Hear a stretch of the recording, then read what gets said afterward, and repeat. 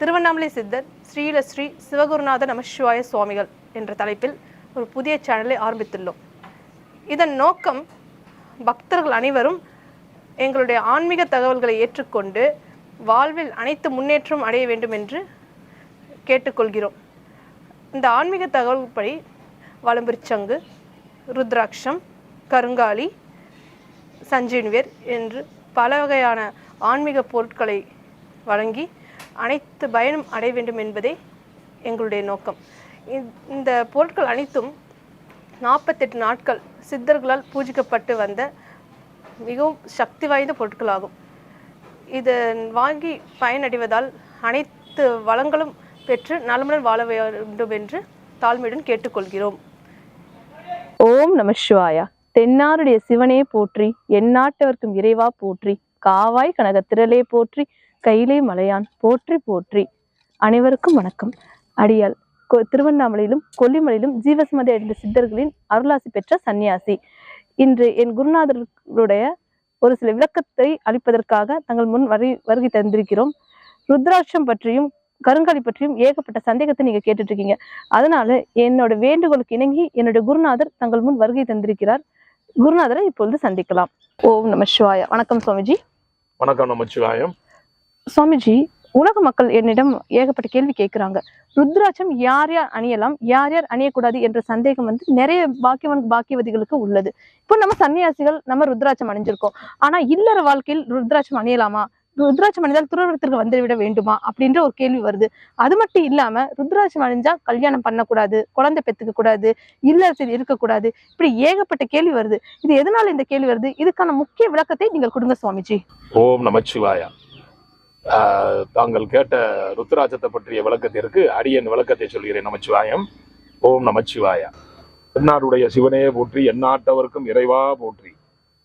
மந்திரமாவது நீரு, வானவர் மேலது நீரு, சுந்தரமாவது நீரு, துதிக்கப்படுவது நீரு, தந்திரமாவது நீரு, ஸ்ரீ சமயத்தில் உள்ளது நீரு, செந்துரை வாய்மை பங்கன் திரு ஆலவாயான் திருநீரே.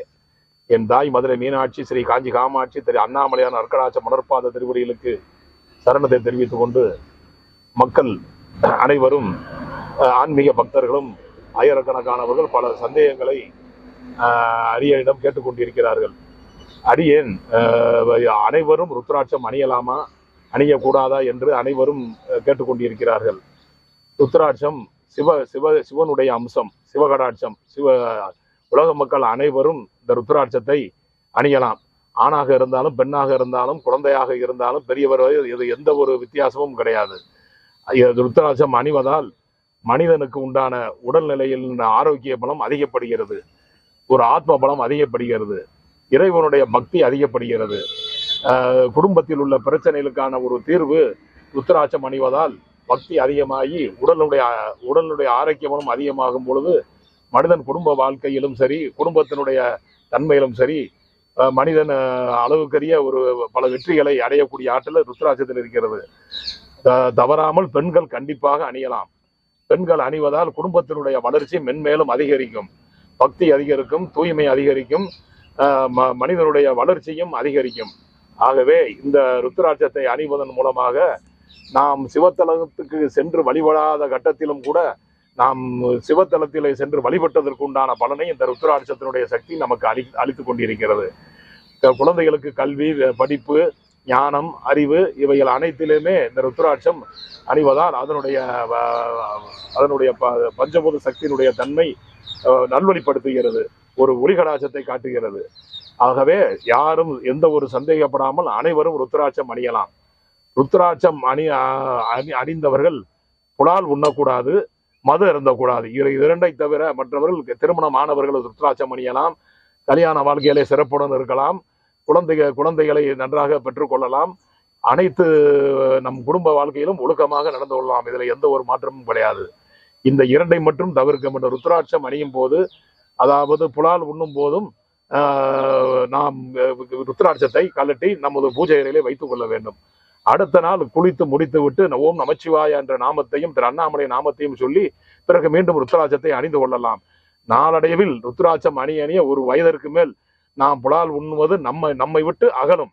அது இயற்கையின் சக்தியால் சிவபெருமானுடைய அனுக்கிரகத்தால் நம்மை அதை ஒரு நல்வழிப்படுத்தி நல்வழிப்படுத்தி நம்மை ஒரு ஒளிகடாச்சத்தை நோக்கி நம்மளை கொண்டு செலுத்தும். நமது ஆத்ம பலமும் அதிகரிக்கும், நமது ஆயுள் பலனும் அதிகரிக்கும். பிணியற்ற வாழ்க்கை வாழ்ந்து சிவனுடைய பரிபூர்ண அருளை பெற்று பல நன்மைகள் கிடைக்கும், ஆற்றலை பெறலாம். இதை கடைபிடித்தால் போதும். மற்றவர் அனைவரும் ருத்ராட்சம் அணியலாம். அணிவதனால் மென்மேலும் பலன்களே. சிவனுடைய அருட்கடகம் நமக்கு 24 மணி நேரமும் நம்முள் இயங்கிக் கொண்டிருக்கிறது. இதுவே தத்துவம். ஓம் நமச்சிவாயா, ஓம் நமச்சிவாயா. நன்றி சுவாமிஜி. மகாதேவா. மிக்க நன்றி சுவாமிஜி.